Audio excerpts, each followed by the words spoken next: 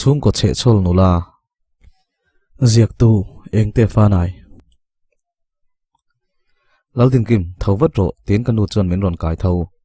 in rin ni ni ti ka lo thei ngil bol lo pai motor lo thleng le to chunin kan kom thlanga da ri moi lo le beng chen tak an thing rik teng teng chu ka hrengal chu thom ka hriat chuan kei tho ka ngai ngai mi alo ma se tu kin jing chu ka chaw ve ma ka lo hre mai lo ani kanu chuan engma soya ngai lo ponan da kan bol lo chu ka khaya thau phang mel samthur deuh tak chuan kain khai chuak ari deuh phiat le ngal kanu la chuan min puya tum mi alo che chol ni chu awan ni nom tak tin ka phun nuap nuapa kanu chu lo noi suk ringot oi u hria ta lo la chuak ve zui ka van zak tak colony khat kan nia he in kan luat tira tanga ka star to ni ama hi le khazir deuh chut chi nia pona chuak tam lo kan mu khat hlom hle kai hian achung ta ti lawa chun ka mungun berang a class kal tu te ka en thlachina ain siam lai te tuk vera tangin ka bi ru thin zoi sup hian laldin kim nang mane lo paidon ati su ka changa ka chan na po chu ngai sak zom lo akal nal nal min khai pui te ka bei sei ve nia ma se avan pa tak bol ho pai motor bul kan thleng chu troi thei pai ni a hian troi thei lo ron da tum to su kha nui kha chu kan regular ania a du du pai thei adang chu oi lo tin uki ma chu aw le lar lar to driver le handyman po hian min hre chiang to ni u hria ta om box si ka zak ve ren jing danga chon ngaya ka nei to min fiam pai hrim hrima midang chon lo nui dar dara kimchia tikhan min ti zia su tin ka bol lo chu arit te mai nia ti pa chu ka choi tui tui ya u hria ta chuan min lo pui ka mi ta chuan min ron en zeu ka lai lu tuk ka nui ringot te chuan bol lo kan pai zo chuan kan chho du na ti hian bol lo pai hi i chan to pem ni tin min zot zoi te in ti turangan hi ka ti tur ni mai ka ti zoi sapa hria ta chu nui sak kai po ka chung te ka pu lung phunin an zin do na tun kar le chu engkim ka ti tur vek ati chuan ka phur hle oi nak tu hi troi thei pai ni ni le ngal se ka ti rel ru bol lo pai po a phurom ve do na ni an ina chuan a lut ngala ani o tin ban ron phar zuk kai chuan ole ka ti ve maya kanin lampan chuan ka tlan tha ka zai lut ngal rat rat kanu chuan iwaron phun lut lo ve alo ti ngal wat jing danga chuan ka phun lut nge nge thin khania kanui war wara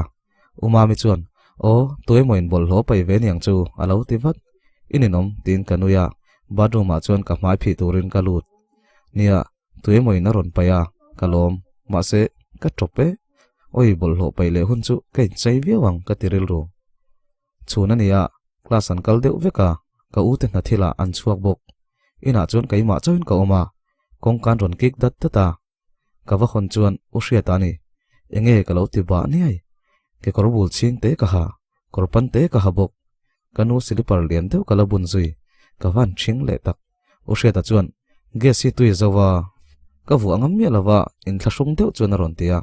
kai chuan ka rin ai na nep ka tiril ru thing tak chuan ka han zui chho ve maya enga tinge classical lo tin ka zota nia kanun voin hi bu fai lak ni tia ati chuan voin te chu kat pol ho lak ni lom ka lo ti wat an kat chu va ena a pol lo ni lo engtin nge bu fai lak ni te bol ho pai ni te hi shave kami ati sup o ka na ni ria tun lai school kan chol lai ni bok nen ka kota om le zuala ka ti chuan anui suka e pass chu chuan kan college ron zom ro kan kal rol thin donia ti in anui min nui zat ni tlatin ka sia gas cylinder chu kok pakhat jok so tharania pakhat so tu yazawa gas le current hi chu kanel hlol lo ani ati chuan nia a lo om velom tin ka wa vuwa that sak min lo en vung vung ka lai ril ru hle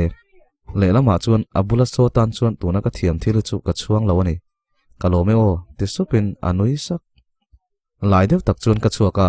pon ka thleng chi ati chuan electric bill pe khuni engtik nge ati le ngal min zo ho hi ka hriat zong hliam ni ma se ka thu lo me lutuk ka hrelo der dei done moni le a hrim hrimin ama po hian engma hrelo i moni le ti in ka phun ru sepa kar le ni lai ni thlenga pek thei ka ti chuan nui ain pek sak them attendance apoi mo ve sia min lo pek sak mai i rem ti chuan ati zoi supa ka van pai lo tak mani ta po ka pai lo ne ma se kun deuh chur chuan ka kal phei chat chata khoi ti na karen bil le paisa chu kala o hria ta chuan i chapal chu in me hle mai tin min nui sak ka zak lut tuk ka tlan chuak nal nal zana niya lekha kazir hantila lekha buin chopin phone ka khoi ru ni berang chu kan colony group a chuan u hria ta ron lang ve hlol ka phur lutuk ka lut ve ngal tuisem huna zota no siam te chuan tun ka rin ni ania kan chuak le ve kom sia nui lo in puitir donia ati chuan ka ngei ru hle no siam te hi ka thianu kan colony ka komber christinu nia u hria ta ka start hi sheveka chu tianga te kher chu ka ngei ru hle ninom inrin ni te hi kaleng chuak ve chak kan school chol lai nia olpo nei ve reng lo mai ma se ni dangai chuna zia ni danga chuan kan colony ho zong ka boy pui ni deuh mai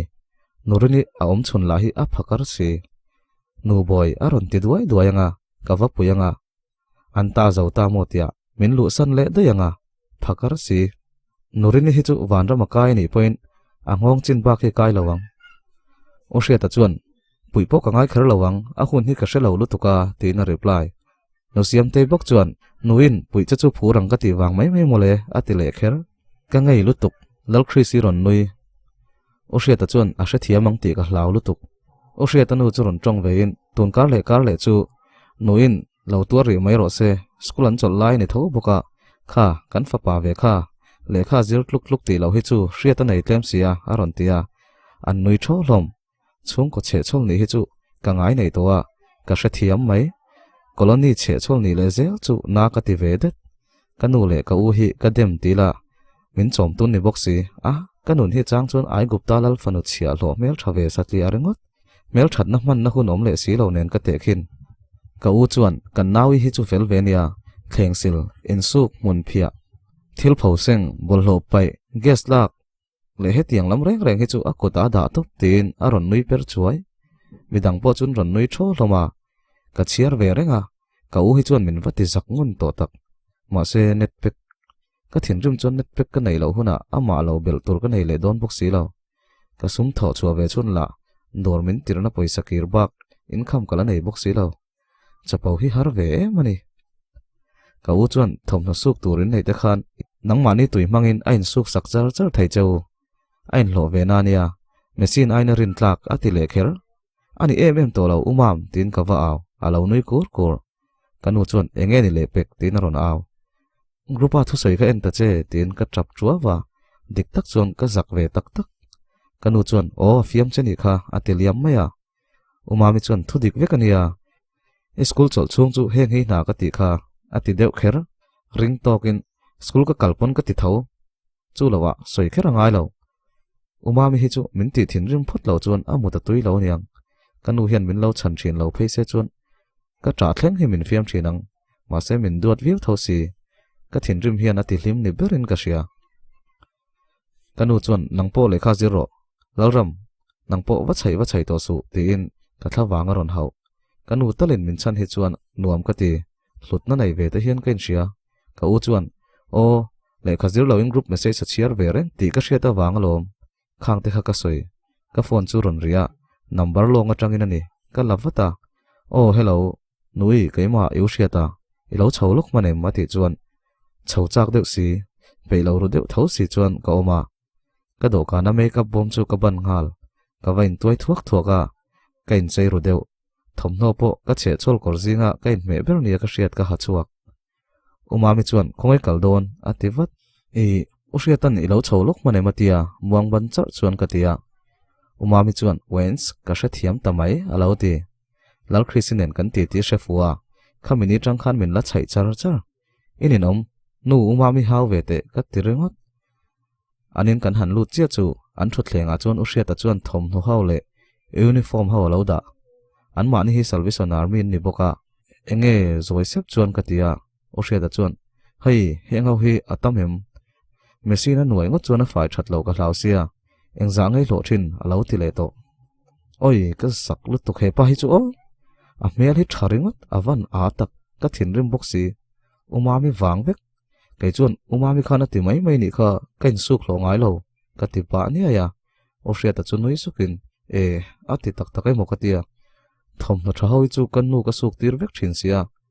an ni la kha motor rem chan lai an tian kal thut khanisia kanin ring man lo ni atia ke chuan khoi Sunday ai hak tur le in college ti sa thi chu kalau suk sakang che adang kha chu tuisem nia kan su don nia tuya uyom katia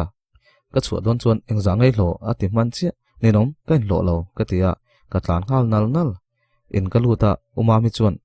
enge thomno nen aron ti chuan nangma wang vek kain lo thin tak tak emoti khipa khi o enga tinge a te memle kati chuan umami chuan ama sei du tho lo maron ti nang hin ninom kativata karuma chuan kalu de o hriata uniform chu ka ena Sunday a ain khom kal tur ka thlir wang wang thin khania ain khom kal tur ka mi thla ron lang a form chu ka hniama a perfume rimanam kamut nalu chunga chuan hangara uluk takin ka khaya railo te lekha ka zir leya te chuan light dimin phone chu ka khoile loka o hriata chuan min ron text lol dingkim sukhera ngai lo nia ikal hal de sia iti thine mo ka ti tak tak wangania ka ti pal o aron tia ke chuan a haulu tuk in thiam lo le lo chu min pe mai don nia ka tia engzang ka pe kang che tin min ron zot let wat ke chuan spicy laina tura ni mai ka lo ti let ve wata ole naktu class bana ka ron lei koi don nia chuan ti sat kha Friday hian ka haduang o laundry gal aron ti kher ka ngai lek lek ma se kan wanin po to tak a main kanin bengai mi se lo enge mo poi mo ka han kol pon ka number save tu chuang me lo khania chu wang chun ka ti tawin ka delete ve mak ma se ka safety po she lawa enga ma ngai lawang tuna chuan ama ngai min ron be ma sa min ron biak chan chu eng po ni se a lo mom tho tho mut muna chuan ka ngai tuana chu kal thui hlea oi haya ri pas chuakila o hria ta te ko lei cha kalela chuan min kal rol pui thin se mi khan min star vel se o hria ta hian han thik vel se la hanin sual vel se chuan min ti boi tur kha min lo chan vel se la tin ka ngai tua zong ri mat pun kamur chuak vek thei ma se na tinge chut e mem le khazir na sa ho hi an ni hui zel vek emoni se poilo adum dai zok o hria ta dpn reng chung chuan hriat lo karin kamu hil vele maya zingkarania Thursday zingani bolho pailo ni nia kamu hil rei ve theidon tin ka thang har po chu kamu hil le ngal maya dariat vel chuan ka wa tho ve a kanu chuan Thursday hi chu ingak lel ve ni tiro tin min lo fiam umami chuan ka kot kha lo no te ka u hi okil nin ka ria a na hi ka ngai sak ve vak lo asut vel hi ain me theilu tuka kani ve chak pha ma sen nan nga theilu tuk chuan min ti phur lo kai chuan ka peilo tho ve le tin ka lo chang bak de luka calendar khain ro ati chuan ninom ti pain khoi ka ti hal kanet pek nak tuk maya thi don ti ka hre chuak kanu chuan mami po engkim hi ti rituma khang te chu ti vela ti chuan ka u chuan o asung man tur lam ka supply thunga lom a chhun thil aina te skula te fin man tur te anet pek te a thom no ati chuan u thom no thar o tok ka nei thlon deuh pa chuan ka wat tile ka u chu noi su khamo min be chathiang hi ni lo rim nia umam hi chu nei viau thin mai la ka thil dil hi anei rem chan phut chuan min ti sak lo ngai lo tuk chuan kan aya kanu chu bazar thu turin a kal le a umami chuan chome zuar to lo tur chuan ti fawa kanu ve thung chuan ina mai aya a lok ve lom chu lawa no pangte ni tanga ka tho thinania ni khat lek ka kal lo point ka khwa har ati mai zela tin kanu hi na thok lo chuan thei lo ni ber ama hi thingtlang nu ve tak na tho tur zong reng ang kha umami po achuak ve le ngal maya nui fridge sunga khan ka dao ati chuan phur deun ka watlan phai na somni chiamo ka tia abak ka nei ri lo tile scooty lampana man mo ta ka tlan chu rual a tho ma ve thum po hian umami chu akal ma thei chuang lo re au pato si bial pa te hi du ve lo moni mun te ka phiat sok soka choina ka ti fel zo chuan dustbin lampanin pona ka chuak zok o hriata class kal tur a chuak che chu ka mu ani point min lo mu ve wat dikim bio ka van ngai tak dinkim hi min ti le nu zel nu te min ti ve mai turania nui pa chuan ka bai baya a me ri chu tha tin atar mi thi ain me ka ti ni ma se class kal don lo chuna vu ngai me lo thung a fashion ve deu niang kanin nel zel chuan pawar om nge om lo ken sak chinang tar mi ta vu phai hi chuan minan star na sadon a mel thadeu ngai zon chu ril ru ha min du thut be sein kan ngai chang ro ve renga min du tak tak ero kan ring ngam chi box si lo in chung ka valu chu thleng sil turin min lo huak le theu to asil hun lam chu ka thunia du le mut san dei mai la tu man min hau don lo nakina ka sil tur tho tho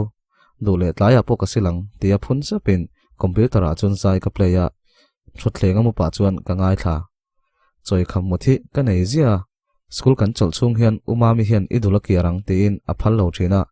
ma se a om lo chuan kamu le nge zel kai chu kamuta kamit ka chin to chuan kamu hil mai thei zela kan kong kharin soi dot dot thom ka sia ka har zot ka va hong chu lal christi lek chunin chun chuna mu le ta aron ti ngal thor kai chuan enge ka free thei hun lai ni hi tuition kal don lo em ni tin ka zot vata don lo kan sar pu thia a lo mom top ala thi zui evan mol tak thina te lo mom ngai em ni ka ti chuan a pu po kha ka hre chuang lo a hawe tak taka adam lo na rai to a in seng ve char char box ya an tan pra lo mom zo kang atile christian chung chuan evan a tak eng anga dam lo rai to sum sen reng ngai po ni se kan thi sen zom puemo kan mangai te chu an la thove ni ti kan hriat ringot po hian kan thla muanga sin khoma nun na naya an la thok ve trek trek ringot po hian kan thlan ti muang ka pa dam lo lai tang khan ka hre thiam to engma ti thei to lo zun ram le ek thiar sak ngai ni to nu po khan min kal sanang ti kha ka hlau ngoi ngoi a han om lo chia chu e kan khing bai vek mai ni thi na hi chu a top chiang lu tuka ti in ka hril ve mol mola a ho eng po ni se khonge bidang ho hi norini tak nial po om lo ti le computer khoi chu ruala ka hla play lai chu play son le ngal he nu tak hi chu a thoveng lu tuk hian ka tho ti pik ve le chong kai po hi chung ten thoveng tian soi sel reng kania ma se christi la ka chuan la zia tak kani ente nui tun lai hi usia ta hi ama choina omanio local ro kan thiam lo te zo thinang aron ti le zat zat tuition kal reng kha ka ti chuan o ka thiam lo ala tam me nang point thiam lo inga em kha ma se kai te chu umamin min sil theilom ka ti chuan thei usia ta zo kha poimo anu den zari om lo le ngal nia usia ta nu hi asual po ni san lo amit mengvel hi aro rum lu tuka kan nel lo ve sim usia ta hian a chu nang ti hlom ma se pa chun hlawa christi chu local te tin ka room lama chuan ka hruai lu ta usia ta kor chu ka entir hei tu kor nge ka ti chun ehe usia ta uniform i ruk sakani mo ati i mola mi ka suk sak don a ain rhyme raps i ruk sakami ai ka suk sak don ya oi i thoveng e tin ka nui rengot christi chuan tak taka engtin nge i suk sak ngot dan e ka sia i han rim thina ni mo la ti zui na hi teu lo lutuk kha kan colony group a umami thil post kha a tak takai motia min ron kola ni chu wen tlaya po spicy min lei don tlaya spicy min lei nga ka wak bor mai nga christi chu lo noi or na nuam om bik kai ve dunia e tla chu wak vela ti zom zat oi ka man lo lutuk e rong bolangai tiro wai bolang somni ka nei ka ti chuan rang lutukin christi chuan kai na ti fai lo alo ti le ngal ka pe lo ni chuan ka ti deuh mak christi chuan o tlem te da banga ai zo nu nong sili ti lenga zinga in thil eina zong nen min sir tir lenga e ka hre chiang ve tok to chelom laldin kim tina nui ara ani le nangmani bolang ka tia abu ve ngau nupe ki dora chuan oi chu kan laya nupe ki chuan nui gas lo thlen trek to kho in lo shelo nge ti in gas la khun min shila ka gas lak pui te hi chuan min du sakani kanin lampan chuan kan chuk leya christi chu nui thut enge ka ti chuan ente lo thipal tala thalak pui tur che ho hi an han puang ve nge yanga tuna a gas lak pui te chuan a troi thei pe pui te a troi thei lo pe pui te a karen bel pek pui te le a tui ho chan pui te ti in a nui or ka van ning tak min musit via su te le a nunga chum chu ka rual alo tlan son mana ka chung fu chiang lo kanin thazor zora christi ne na kanin kom hi chuan tu ma dang hi kan ngai lo ani ber christi chuan wai chu bola chumi hlan chuan usia ta kor chu uluk takin kalo suwa ka su fai ngang mai christi chuan nu thingpui lum la aron ti chia chu ka siliparin ka vom pop thing pui hi ka huwa uma mi tho pui ron chuang kai zong zong kan veng khau ran ron lut chua ka piang oi kan uin leng ka lum sak vek nang le zel hian min tir zet zet lo te in ka mel rum hle Christy chuan i nei hian min vom ringot zel su lo gal ro ani ayang ati vin deuh hlara kha ilum pe bik mi lo kha ka ti ve kher pe po ni la ka siam kep lawang che kanin hial dun le bap pa kanin hial lo chuan kanin kombo ruak hi a fu tak tak thei lo u hre ta chung chang chu kan thupui ania a FB profile le a IG chu kan check na sa tlem chu na chut ve deuh chu kan tia ma se a chelo tho le kha hi zir ngut nguta thiana ko ngai point kan hrevak lo college lama chuan anei ve furma na Christy chu a hoa kei chuan ka ti tur liaw liawa ka chung te da kei point ka tanai em ho chu ka ti ve le ta tlai lama chuan u hre ta chu ron bangin a thom hno ka suk chu ka pe a lom thu min shilpain spicy chu min pe zeu ka van lom tak ka ei phalang em ti te ka ngai tua in chunga chuan a lut ngal nul nul min ngai sak zui lo he pa hi chu mi hi van kher lo tak mei chen hian min en hlol lo in rin chu na nia pu hawa poina ge salak thei thun ron puang phulu tukin ka chuak kan gas cylinder troli ka man tur liaw liawa ka chung te min order sak chu ka nor chuak kein chei ru hle a chan chu u hriatan ge salak ve ka rin wangani ka che chol kormoi ber ka havea ka phur tak zet tlanga wan zo rual chuan ka chuak ngala in line an lo tam le fe to tho u hriata chuan min ron muwa laldin kim min lo hak ro a ron ti lung lung nui hi min ti ve thei mai loi moni a chang hian nui tin min ko ve le zuka ka lom zia te hi sa thiam loi moni star deuh ten ming puma min ko hi chuan anabi klat kalau nga ka aron ha viau mai gas kat ka zong rei lu tuka aron ti chuan kanin zui chuaka in chei vak ngai hek lo nurin chuan nui chu vein zui vat chelo ve in chei chuan hi mel thathi ron ti kher he nu tong thei le soi tur du lu tu khi chu ka hne ni zalo tak chuan ka nui su ma se anung lama rum to kin ka mek u hriata bula chuan thuin kong pui sira chuan kanin tlar thapa u then kha chu an chu hel viau mai kan gas bur chu keima ni din na tura ya tungin anon om khal le ram zel u hriata chuan an tol ma piang ina wason zeu zela ma se kan tum ain kan om rei to ani nom to e so min lu lan le don katia veng thlang tlai rol manar hre lo zet mai hi nia ani poi che chol ve deu niang a chu hel thei em le ngal Peter po ain hnial puin ain hau pui hrep zel u hriata chuan ani em to lo ti in hey mama kanom na ni kha awati chuan chupa chuan inom lo kha gas bur hi amai nen son them ni aron ti kher u hriata chuan a son thei lo wangin karon son thin reng ati vin thak mi chu an ron hoi thapa ka zak rul tuk chu lawa chupa chu bol lo pai ni mai maya po boi ve zia hi nia ka hre chiang ve boxi tu ma za nei lo chupa chuan midang pon in tlar ve mai ula in tlar pe lo chuan la lo mai ro ati kher chu u hriata ngai dan ani talo midang po anung an in tlar ve mai ta che tile akut hum chu rual u hriata chu zak chungin ka wadanga chupa chuan a o ma ron tham le kher u hriata chuan min nam son zokin a ngonga chuna rek ngal mai anin len hlai shim boka u hriata chuan banga chuan an nor bet ne ngang mai kan local council secretary chu ronin rol vatin ato ke hriat pui nang po hi lo ro zual ayo paza nai nei lo riau an hunga chuan in tlar ve mai ro aron tia norini chuan adik chia midang tam tak pon kian to zo kani kha oi avoi khat nan norini hi ka du lutuk kwa chor mai ka chak ka zak lutuk chu ka sen op opa u hriata po chu zak ve deu pumon te chuan nu te nangli po kha minan soi du palang chu in line ve mai ro ti in thu oi tak chuan keini po kanin line ve maya u hriata chu zak le deu aniang akun chura angoi ngal ma se karin ai na lo pa dai Christy ka shil chak pa ti don lutuk chuan nurini min ron chan kha oi adu vel don ka ngai tu zong ringot pon kanui ver ma se a za thak ve ren kan hunat thlenga guest chu kan la kanin zui ho nek ani chuan a punola kai chuan kanor chho ve beka a changin min ron nor pui angai lo kati thanania kati point atlom ngai ve tlat anu te nom lo chung hen kan lo hruai finga nge mi puina chang te hre ve tolom kati rel ruwa tin kanin nel to viau le kha chu rei lo te ka bia phone ka en le vat usia status chu ka envat ani hi ka number save ve tak tak to e ma se enga tinge status ka nga thei nen aron view ngai mi lo le status la chu anei khat thei si a status chu ka ena voin chu za thlak ve det tu lai no pang manar shelo lutuk wanga kan za viau chu le te chu amanga ka va reply keima wang ve kani ti ka thon ringot aron nuya nilawe keima wangin izak zo kani kha aron ti vele ke chuan zaklawe ti choin ka reply soi tura bo vek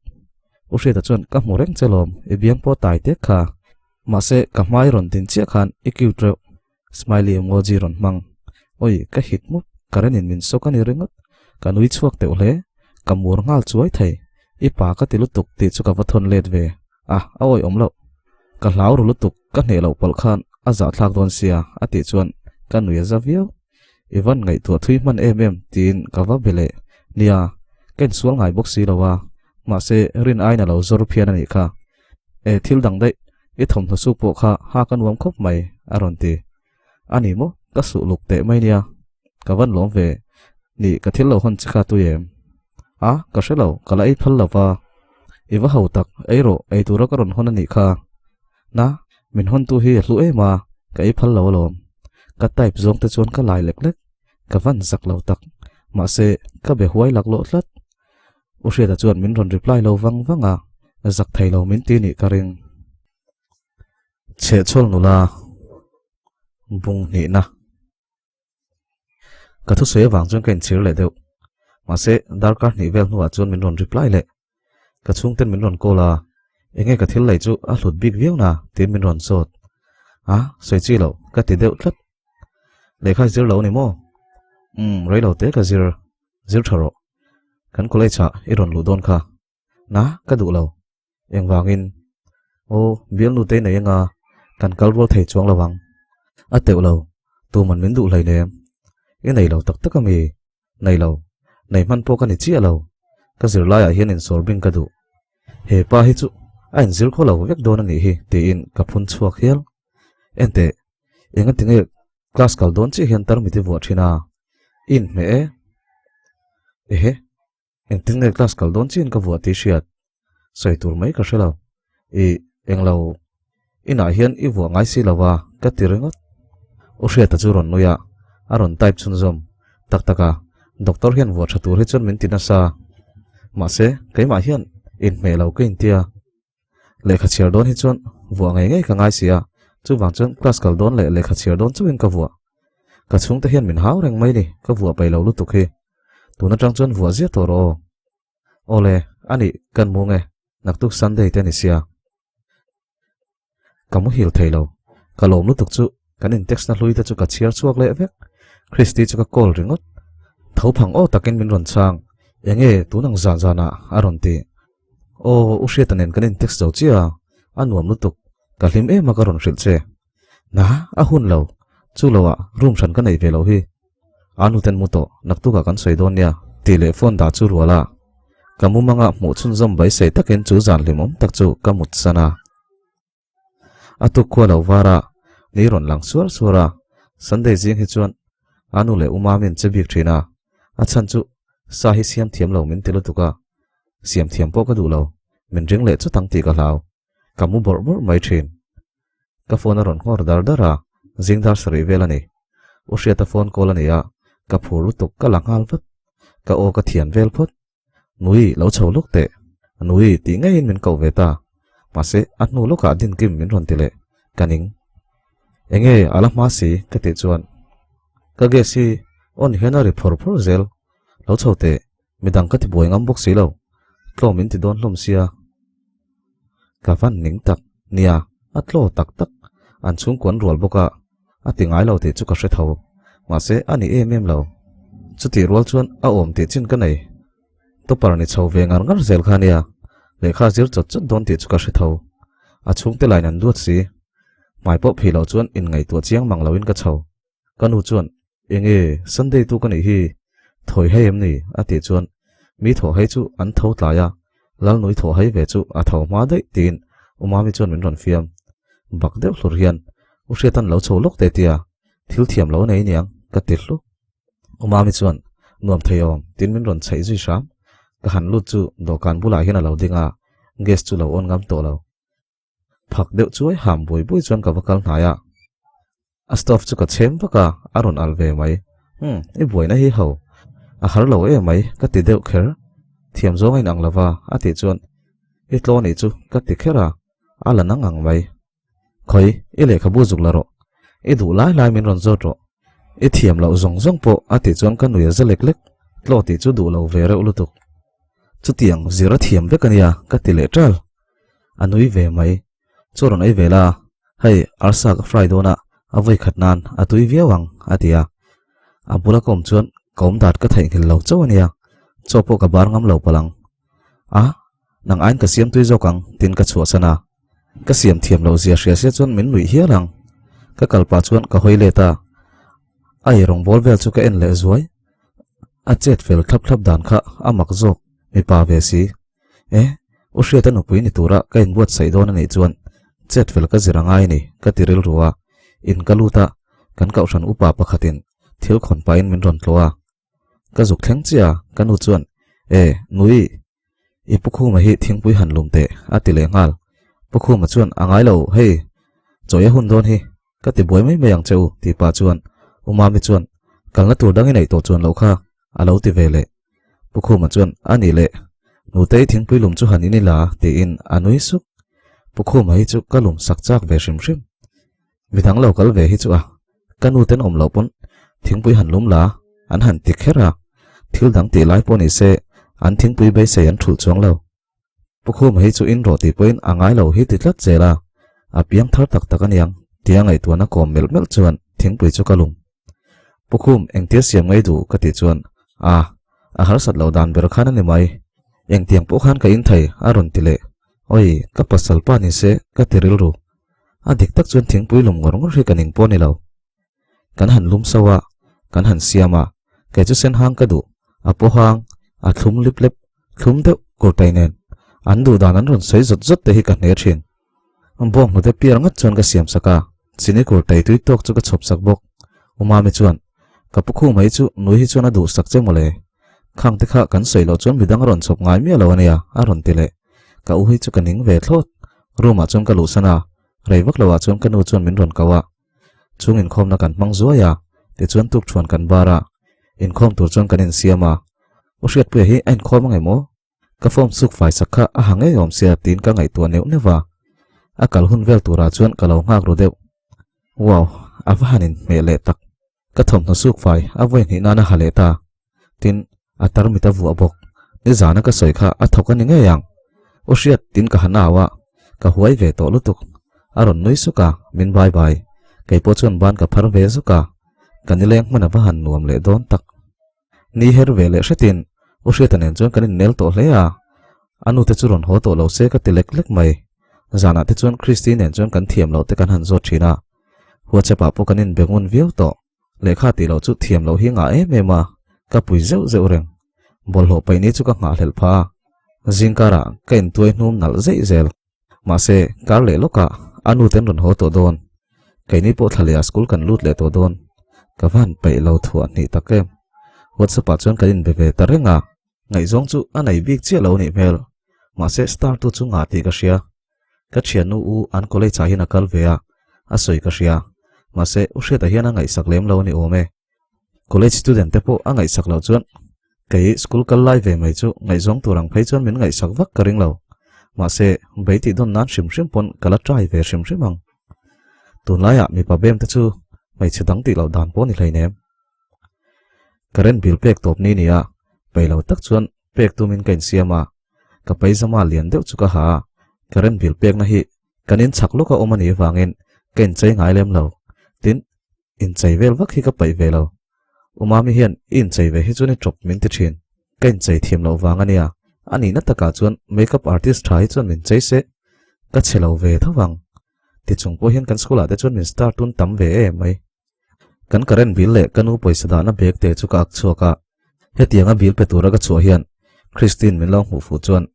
nula senior za hre to lo yang min ti thin a chang le pa ti liang te min tia ma se a hawe karen bil pek na chilawan van thin zia hre tu le tong tu kani in uluk te chi mangai lo ka phone chu ron ngor dar dara kongka ka kalmek kanu phone call ani kala ngal vata I chuak toem aron ti chuak trep enge ka ti chuan in chunga khan mutbu ka phawa I chu man sengte hei khua dur e mai aron ti ni nome ti pa chuan in chunga chuan ka chho nak naka ka phone aron rile kanu bokani karing en manglo chuan phone chu kala o enge ka ti bak deuh hluk dam thlom hian tinge iwan thin rim mel ve aron ti phone ka hanen chu ushia ta lek chunin enge lita in thlasung deuh tak chuan ka ti daring za thlenge karen bil pek kha tin min ron zot darli le chan ve thleng aliang enga tinge ka ti ngal wat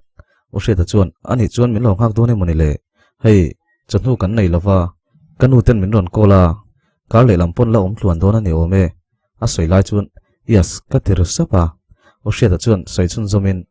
kar le an lo tluan mel boxia chomei lai ka ngai dona min chu pui ngal la ka tia ka zuang tor do ne moni kalom nu tuk ka dream pakhat thleng dik don ma se tlai rong bol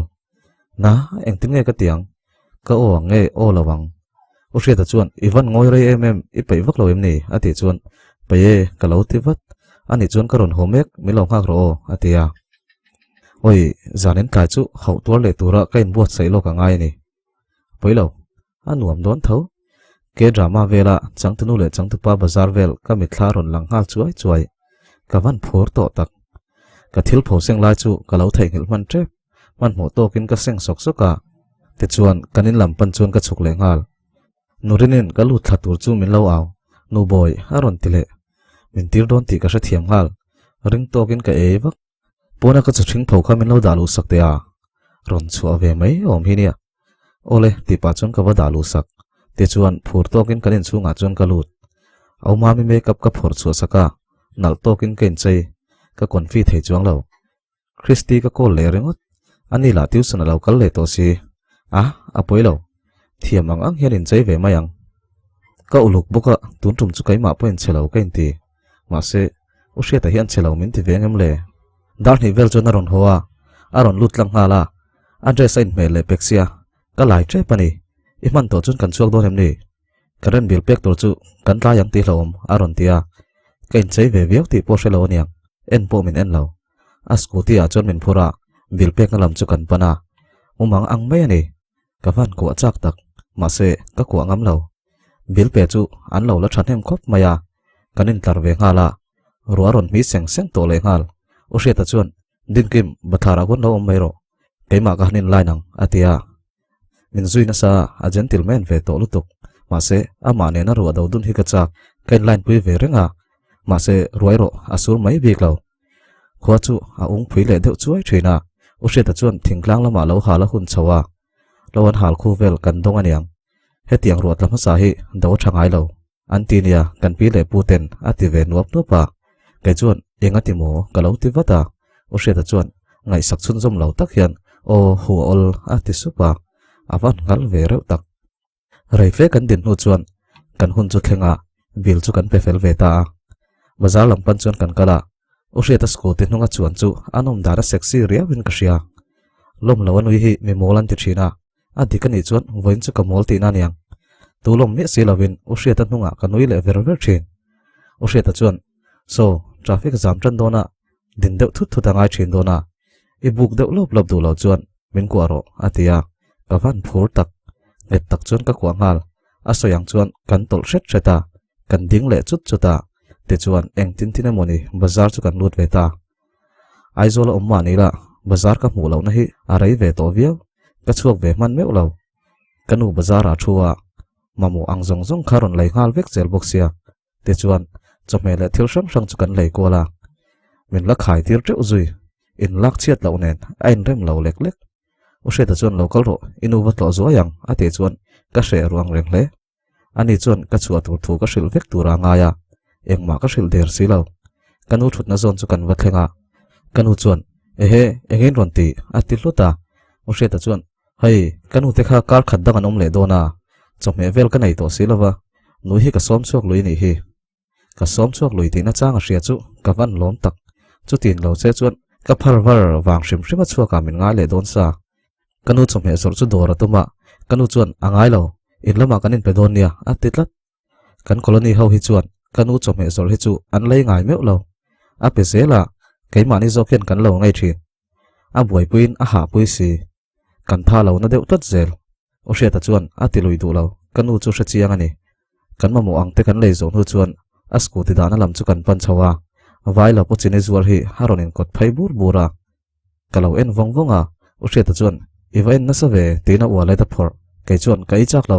a chep sia ka khongai katia kanui maya o hria ta chuan baya khoi pani kan lo layang tin da pochine ping chumin lei saka kalom hle a spicy lei po ha kala ei me lo noodles velan zorna zon chu kan thlenga ka thil lei chakha ei toim ati zoi sapa ke chuan lu thin pain ai zoi te chuan katia ivan atak ai mai ro khoi pakhat ka valei leng che da that tur tin an nui sup ka zak ve trep zep lo chuan kai chak ve reng ei po nila a kor ka da thatawang ka tiril ru tiang chuan anu te om lo kar chu kanin zuin kanin po ve to e mema ani nen chuan bol ho pai anuama tui ho chan po khamom lo akianga chuan troi thei ho po an moi zo vekin ka sia kai hi atan moi ve theila huna kal ve zela nawang tak takin min en chho dei inin ka sia ka star ti hi hre lo ani a chung ten ron ho le to a ani chuan ana che chol title chu kal chanin a ban sana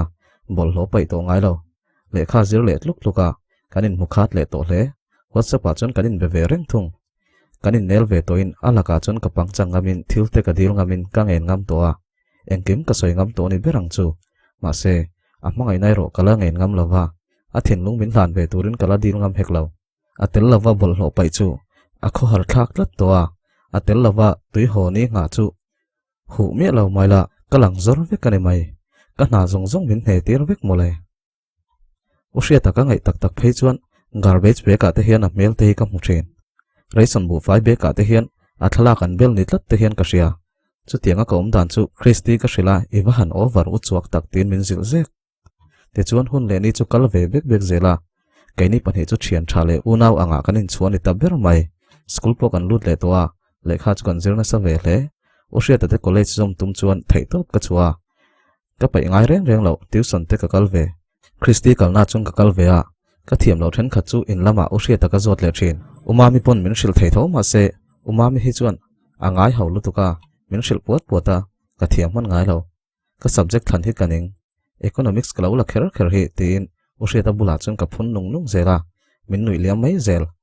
kan school a chuan min start tun tam ka ti to kha kan school hi private school ania student kan tam vak lo school lar tak po ni lo ma se kan zir tir tu ten tanga exam don nai pe chuan kem vek turan ti ka pai lo lu tuk rengot kan school mi ben a chuan min kher thei em ema ma se ka du thlot si lo han biak chiat ngot anuam bok si lawa ka hne lek lek thin a chang le tiffin te min lo pai ke pa chat over lek lek chang la anga then khat phei chuan ka bial pai mon ti hiala kan skula ka thian kom ngai ber ram rami chuan i du lo thu sil to pro mi pathen khate chu an mol lutuk kan biak that ve deuh chuan kan dui mon ti zela biak that ngam chi pon ni lo bena po hi tiang chi chu niang tin min sil chen nia eng tikai mo chuan kala sil do tang skula po chuan ka zia dang to hle a lekha chu ka zirna sa ve lutuk ma se ka ril ru hi chak lol lo ka zirna sa ka ril ru chak lo zia ka hre chiang tul tula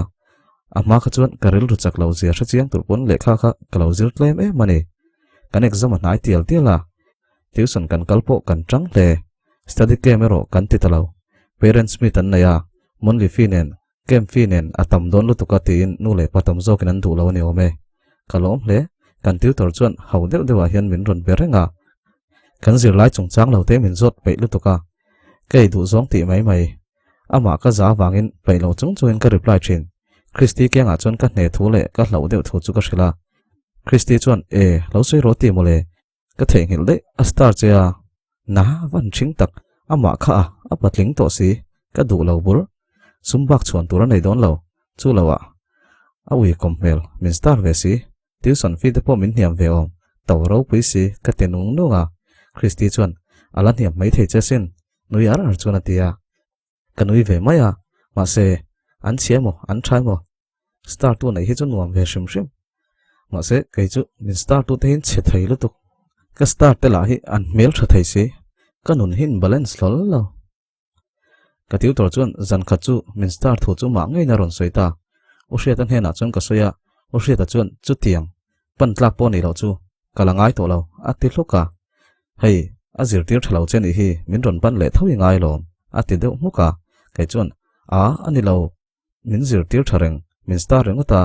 zirna lam chu ti buai lo ka ti po chuan phim khurut lo kom lo tun la ya tuition kal to lo mai ro a ti mak kai chuan o pas ka du chuan ka kalangai skula kan zir chin ringa thi chuan ka pass zo don lo ka ti ve tlat boxi nang line ka zir tir man lo cheu i ti tlat boxia ka ti chuan zanda ret vela ron kalla dar ko thleng ka zir tirang che a ti le sham he pa hi a thik ve deu moni le oi thik sen wamom ka ngoi wangwanga a ain thlashunom engtin ma om lawang kain veng tlatang ka tia o theta chuan a message po kha zirna lam ani lo chuan reply to su a ti mak zirna lam lo kan sei chuang hleinem ka ti chuan ani khoi moi phone a ron ti ngal hre deuh tak chuan ka pe a kan message chu cheka hei hi mo zirna lam enge ei chak i favorite color enge iron kalma i outfit kalo en lok heng te hi am nin zir tuition chu kal to lo mai ro heta ka man angin ka zir tir meng che a ti deuh muka kai chuan ain thlaşun om han chol ringot ka kalna la rei lo bok nen chu lawa nang mani man reng lawa ka thiam thei lo se ka fel chuan in college ka ron zum thei lo anga sin tin zoi te chuan ka hril siam siama a private message hi zirna lam chung chang ani lo chuan voi khatma reply to su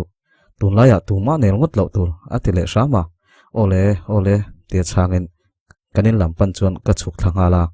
enge khati wa ka thin rim le min du ve deu mani le nge anawang hian min enanga min ngai tu niang a he pa hi hriat thiam a har si chumi zan chuan lekha ka zir rei hle a o hriat chuan zan reya min kola ka chang hal wata iwa meng rei ve zoi deuh sup hian atia nia lekha kala zira nangpo iwa meng rei ve enga tinge tin ka zot let o hriat chuan nia izir that le that lo ka ngai tharenga zanin chu zir thal he mai in sar chuan ron ble chem atile aninom chu pa bok chu i thi ka mi ka ti chuan thik lo mani lo ka ngai to chelom tin min ron chang boi deuh nuai tak taka min ron belo min ngai to su shrim shrimin ka message check to pa i message po ka check ve lo voi o deuh tak chuan ka tia o hriat chuan no pangin puitling message an en ngai lo atitlat kai chuan ani chuan tu na tang chuan puitling point no pang message an en thei to bik lawang ka ti ve mak o hriat chuan u te thu oi tur ati deuh muka kai chuan naw te thu ngai thak then tur ka ti ve le sak nang hi iwan trong thei to reu tak ama ka chuan mel po min mel thangam ngai lo khania min za lo so triau tin an noi suka kai chuan thu dang soi da in o hriat i tuk ver hongte thak hi moi raps o hriat chuan zanin chu vot si tuk ver khar nange ti pa chuan a tuk ver lam chu pan ti ka hrathai kong khar chu hong ri raka ani khi van chu thiang hle mai ati zoi supa kai chu van hi re ngotin ka ring anom mel ka ti chuan o hriat chuan mun re ta chu a kho har thla ki ti lo em ni tin min zota kho har thak thowa ma se ha dam thla ka lom o hriat chuan kala shwa yang che chhum chunga khian kan lamu dar don nia ati chuan a oi om lo e engtin nge min shwa yang tin ka zota kan nui du na ani chuan o i kal chak na ni te chuan a kal na tur te chu ka siam chop mayang ar sibula khian kan thunga kai chu kalo nui maya rai takanin biak nu chuan o hriat chuan mutoro naktu kai tho ma donia chuan kal message chu karon screenshot anga i check donia poi tu rom lo atia kai chuan phur deuh hian engma lo delete chung che ka ti ngal wat ole tin phone chu da screen recording min ron thona atuai thuak thoka he pa hi keima ai poina lak mole mai che hi an lo van mak to tak an bem pop pop ngam ka thik le tunge rini kha avatam bik ve tin ka zot he chu kan SC1 ya khoimo a message ka kalo en i vak khir reu tak tin ron screenshot le ma se engma poi om lo college chung chang ba kan soi lo kha bem tui nei ni mo ka ti la chuan muro atlai to naktuk bol ho pai ni ati chuan kai chuan i do thlo ka ni chu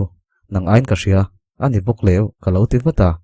rei vak lo chu kanin nial lea te chuan kanin text reng lai chuan riat lo karin ka lo muthil sana ka taksa chaw ve dewaniang o riata message me ka muthil san thei chuan hun kal ve le hretin exam nan kar khat che om towa thatak chuan ka pass lo mai thei ma se ka pass ngai chu ka ring to tuition po ka kal to lem lawa lekha ka zir deuh ngut ani mai nuam ve deuh chu bol ho pai thleng sil chuat no uma min ol ri veka in su kero ape ngang lo ani Christi po azir na sa ve le a ani chu azir chu na thiam zung zung a thila hre thiam ma si a thoveng si ka thik lek lek thin ma se azir pe hlol lo kai ai na ti thawak bi ngai lo ma se a thiam thei lu tuk kan tiu son kal na pa chuan min laron be chi a ma se ka chang to vak ngai lo zir na chung chang a lo chuan u hre ta thu ko o yang ai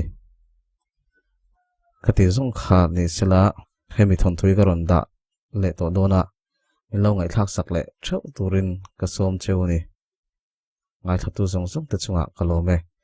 min lo like saka min lo comment sak le theu turin ka som chuwa ka channel hi